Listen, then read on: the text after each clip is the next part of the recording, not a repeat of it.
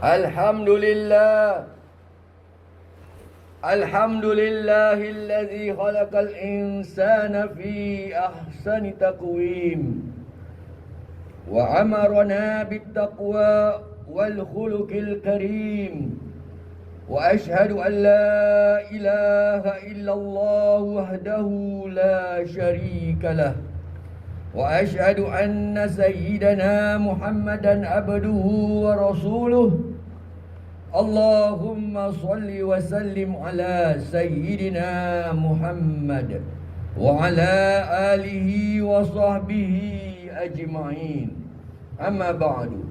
Faya ibadallah, ittaqullaha haqqa tuqatih wa la tamutunna illa wa antum muslimun. Ma'asyiral muslimin wa zumratal mu'minin rahimakumullah. Saudara-saudaraku yang dirahmati Allah, marilah kita bersama-sama meningkatkan keimanan dan ketakwaan kita kepada Allah Subhanahu wa taala dengan melaksanakan segala perintahnya dan menjauhkan diri dari segala larangannya. Semoga kita menjadi insan yang sentiasa mengingati Allah dalam setiap masa dan keadaan. Amin ya rabbal alamin.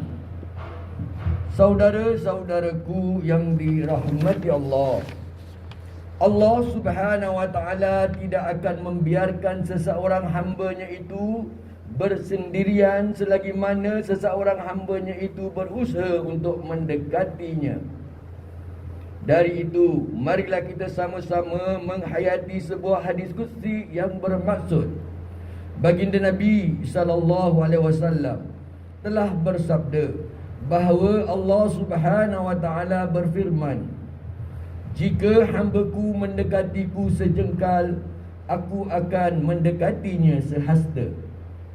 Dan jika dia mendekatiku sehasta, Aku akan mendekatinya sedepa. Jika dia datang kepadaku dengan berjalan seperti biasa, maka Aku akan mendatanginya berjalan lebih pantas." Hadis riwayat Imam Bukhari.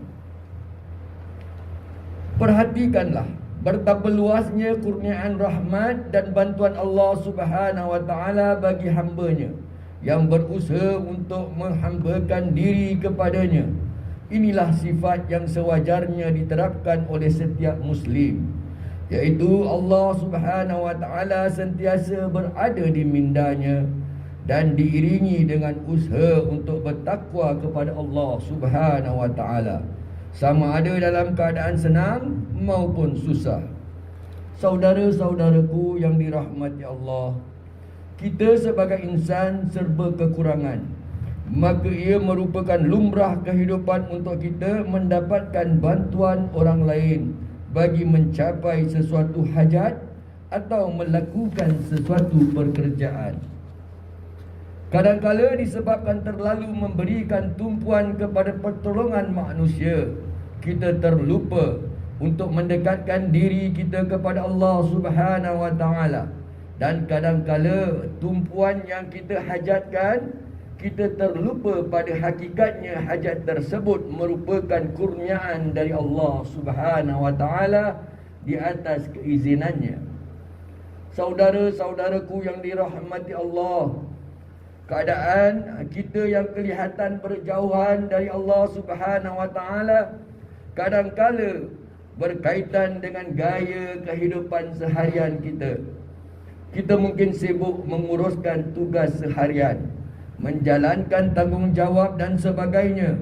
Walaupun sedemikian, janganlah kita sesekali lalai untuk beribadah kepada Allah Subhanahu wa taala. Dan jangan sesekali kita mengabaikan hubungan kita dengan Tuhan yang Maha Pencipta. Perihal seseorang hamba yang paling ideal dalam mengingati Allah Subhanahu wa taala, jelas terakam dalam Al-Quran pada surah An-Nisa di ayat yang ke-103 yang berbunyi, "Fazkurullaha qiyaman wa qu'udan wa ala junubikum," yang bermaksud Maka hendaklah kamu menyebut dan mengingati Allah semasa kamu berdiri dan duduk, dan semasa kamu berbaring. Saudara-saudaraku yang dirahmati Allah, izinkan saya melalui mimbar Jumaat pada hari ini untuk berkongsi cara-cara untuk membantu kita menjadi insan yang lebih kerap mengingati Allah Subhanahu wa taala serta berusaha mendekatkan diri kepadanya. Yang pertama, hidupkanlah sunnah baginda Nabi SAW dalam rutin seharian kita. Apabila sunnah baginda Nabi SAW diterapkan dalam kehidupan kita, hati kita akan semakin terpaut dengan Allah Subhanahu wa taala.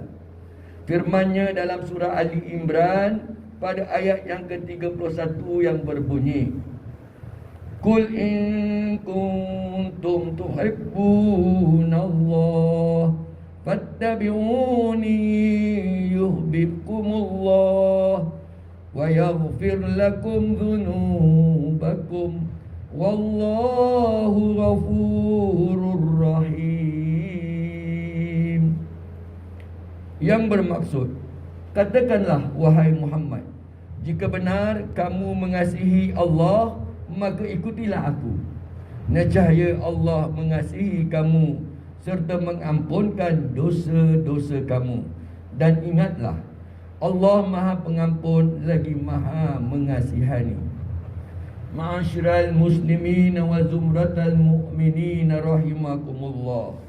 Saudara-saudaraku yang dirahmati Allah, amalkanlah sunnah baginda Nabi SAW yang mudah dilakukan dalam aktiviti seharian kita, seperti memulakan setiap urusan dengan membaca basmalah, mengucapkan istighfar atau berzikir di mana saja kita berada, serta melayani keluarga dan teman-teman dengan senyuman dan kata-kata yang baik. Maka apabila kita menyertakan sunnah baginda Nabi SAW dalam rutin seharian kita, hubungan kita dengan Allah Subhanahu wa taala akan menjadi erat dan ketakwaan kita semakin meningkat. Yang kedua, sentiasa bersyukur di atas segala nikmat dari Allah Subhanahu wa taala dan sentiasa berdoa kepadanya. Anugerah Allah Subhanahu wa taala kepada kita terlalu banyak untuk dihitung. Maka sebutlah alhamdulillah dengan seikhlasnya dan seberapa banyak yang kita mampu. Apabila kita bersyukur kepada Allah Subhanahu wa taala di atas nikmat sekecil manapun, dan pada masa-masa senang, kita akan mudah mengingatinya pada masa-masa susah. Dan mohonlah kepada Allah Subhanahu wa taala agar menjadikan kita sekeluarga sentiasa mengingatinya serta beramal soleh. Perhatikanlah doa yang diajarkan oleh baginda Nabi SAW kepada kita dengan doa yang berbunyi, Allahumma inni ala zikrika wa syukrika wa husni ibadatik. Yang bermaksud, Ya Allah, bantulah aku dalam mengingatimu dan bersyukur kepadamu dan beribadah kepadamu dengan baik. Hadis riwayat Imam Abu Daud. Semoga Allah Subhanahu wa taala akan sentiasa mengurniakan kepada kita ketakwaan yang berkekalan dan dikurniakan juga kita kejayaan di dunia dan di akhirat. Amin ya rabbal alamin. Barakallahu li wa lakum fil Qur'anil azim wa nafa'ani wa iyyakum bima fihi minal ayati wa dzikril hakim wa taqabbala minni wa minkum tilawatahu innahu huwas samiul alim. Aqulu qawli hadza wa astaghfirullahal azim li wa lakum ولسائر المسلمين والمسلمات والمؤمنين والمؤمنات فاستغفروه فيا فوز المستغفرين ويا نجاة التائبين.